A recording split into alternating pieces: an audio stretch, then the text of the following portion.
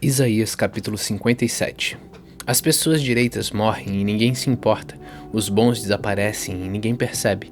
É o poder do mal que os leva embora, mas eles encontram a paz. Os que vivem uma vida correta descansam em paz na sepultura. O Senhor Deus diz: venham cá para serem julgados seus filhos de uma feiticeira, raça de adúlteros e prostitutas. De quem é que vocês estão zombando? De quem é que caçoam com essas caretas? Vocês são pecadores e mentirosos.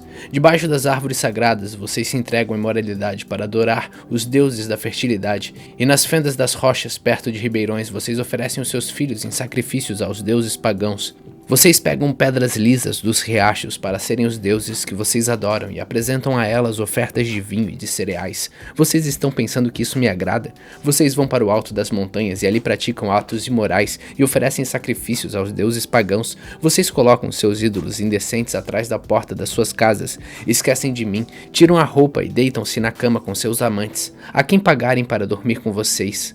E então satisfazem os seus desejos impuros. Vocês pegaram azeite e muitos perfumes e foram adorar o deus Moloque. Enviaram mensageiros por toda parte à procura de deuses para adorar. E esses mensageiros foram até o mundo dos mortos. Vocês se cansaram de tanto viajar, mas não ficaram desanimados. As suas imagens nojentas lhe deram forças, e por isso vocês não desistiram. Vocês têm tanto medo desses deuses, mas quem são eles? Para que vocês me contem mentira e me esqueçam completamente? Será que é porque eu fiquei calado tanto tempo que vocês não me temem? Eu vou mostrar a todos o que vocês fazem. Essas ações que vocês acham certas, mas elas não adiantarão nada.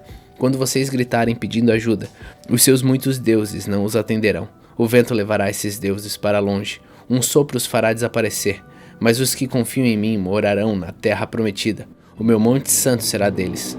O Senhor diz: preparem o caminho, aplanem a estrada, para que o meu povo possa voltar a mim. Pois o Altíssimo, o Santo Deus, o Deus que vive para sempre diz: eu moro num lugar alto e sagrado, mas moro também com os humildes e aflitos, para dar esperança aos humildes e aos aflitos novas forças.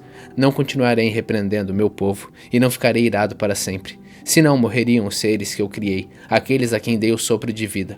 Por causa do pecado e da cobiça do meu povo, eu fiquei irado com eles e os castiguei. Na minha ira me afastei deles, mas mesmo assim eles continuaram teimosos e seguiram o seu próprio caminho. Tenho visto como eles agem, mas eu os curarei e os guiarei, eu os consolarei. Nos lábios dos que choram, colocarei palavras de louvor, a todos ofereço a paz. Paz aos que estão perto e aos que estão longe, eu os curarei. Porém os maus são como o mar agitado, e as suas ondas não se acalmam, e trazem lama e sujeira para a terra. Não há segurança para esses pecadores. O meu Deus falou.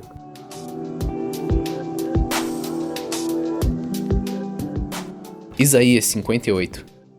O Senhor Deus diz: grite com toda a força sem parar, grite alto como se fosse trombeta. Anuncie ao meu povo, os descendentes de Jacó, os seus pecados e as suas maldades.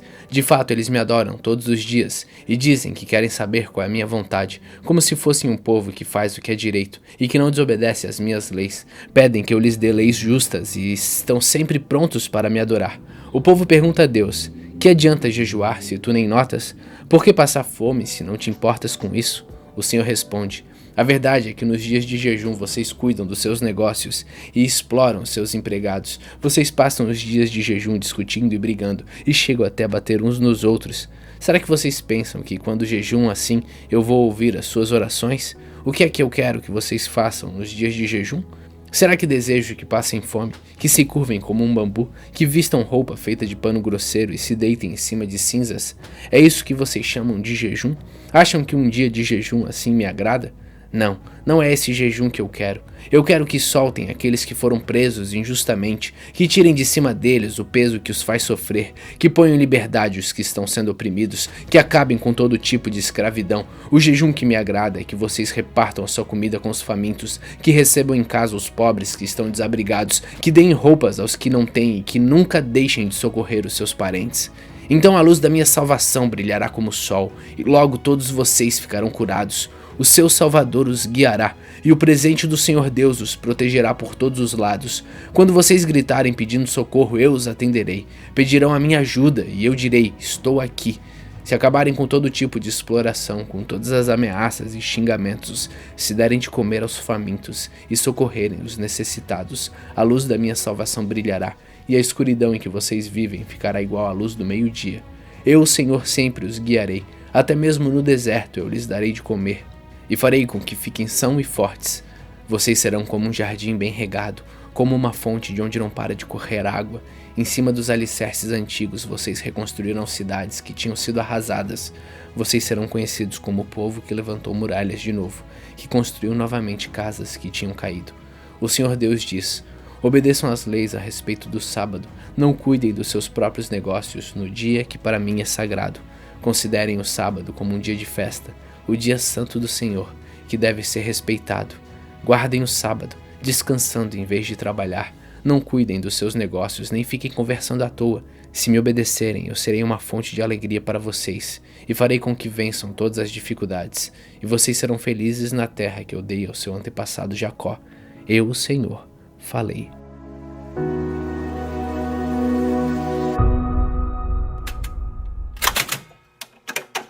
Salmos capítulo 98.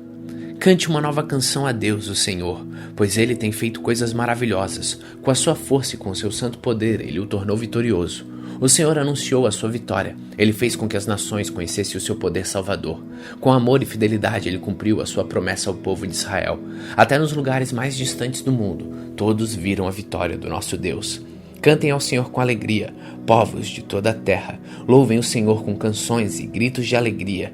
Cantem louvores a Deus, o Senhor, com acompanhamentos de harpas, e toquem músicas nas liras, ao som de trombetas e cornetas. Cantem com alegria diante do Senhor, o Rei. Ruja o mar e todas as criaturas que nele vivem. Cante a terra e os seus moradores. Rios batam palmas, montes cantem com alegria diante do Senhor, porque Ele vem governar a terra. Ele governará os povos do mundo com justiça e de acordo com o que é direito.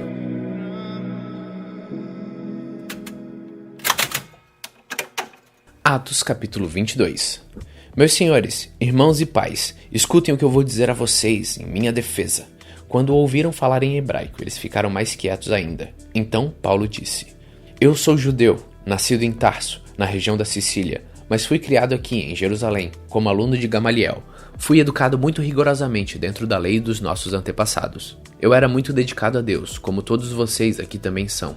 Persegui os que seguiam este caminho, e fiz com que alguns fossem condenados à morte. Prendi homens e mulheres e os joguei na cadeia.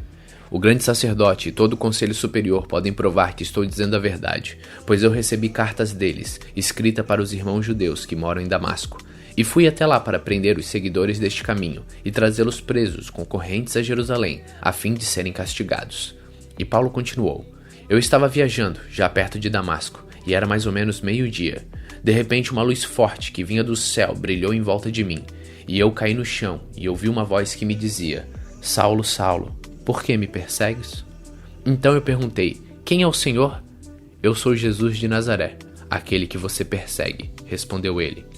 Os homens que viajavam comigo viram a luz, porém não ouviram a voz de quem falava comigo. E eu perguntei: Senhor, o que devo fazer? E o Senhor respondeu: Levante-se e entre na cidade de Damasco. Ali, alguém vai lhe dizer tudo o que Deus quer que você faça.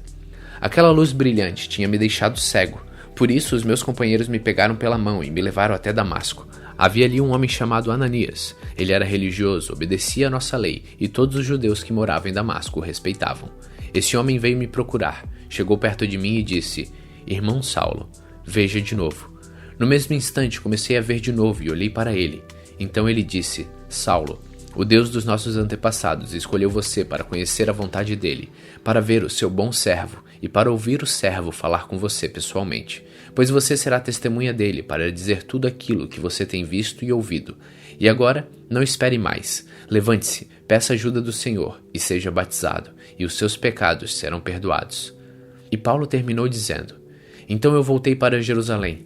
Quando estava orando no templo, tive uma visão. Vi o Senhor e ele me disse: Saia depressa de Jerusalém, porque as pessoas daqui não aceitarão o que você vai dizer ao meu respeito. Eu respondi: Senhor, eles sabem muito bem que eu ia às sinagogas, e prendi os que criam em ti, e batia neles. Quando estavam matando Estevão, que falava a respeito de ti, ó Senhor, eu estava ali, concordando com aquele crime, e até tomei conta das capas dos assassinos dele. Aí o Senhor disse: Vá, pois eu vou enviá-lo para bem longe. Vou enviá-lo aos não-judeus. A multidão ficou ouvindo Paulo até que ele disse isso. Mas aí eles começaram a gritar com toda a força: Matem esse homem, ele não merece viver. Eles gritavam, sacudiam as capas no ar e jogavam poeira para cima. Então, o comandante mandou que os soldados levassem Paulo para dentro da fortaleza. Mandou também que o chicoteassem, para que ele contasse por que a multidão estava gritando contra ele. Porém, quando o estavam amarrando para chicoteá-lo, Paulo perguntou ao oficial romano que estava perto dele: "Será que você tem o direito de chicotear um cidadão romano, especialmente um que não foi condenado por nenhum crime?" Quando o oficial ouviu isso, foi falar com o comandante e disse: "O que é que o senhor vai fazer? Aquele homem é cidadão romano." Então o comandante foi falar com Paulo e perguntou: "Me diga uma coisa, você é mesmo cidadão romano?" "Sou", respondeu Paulo. Aí o comandante disse: "Eu também sou, e isso me custou muito dinheiro." Paulo respondeu: "Pois eu sou cidadão romano de nascimento." Imediatamente os homens que iam chicoteá-lo recuaram, e o próprio comandante ficou com medo ao saber que Paulo era cidadão romano, e ele tinha mandado amarrá-lo. O comandante queria saber com certeza por que os judeus estavam acusando Paulo. Então, no dia seguinte, mandou que tirassem as correntes que prendiam e ordenou que o chefe dos sacerdotes e todo o conselho superior se reunissem. Depois, mandou que trouxessem Paulo e colocassem na frente deles.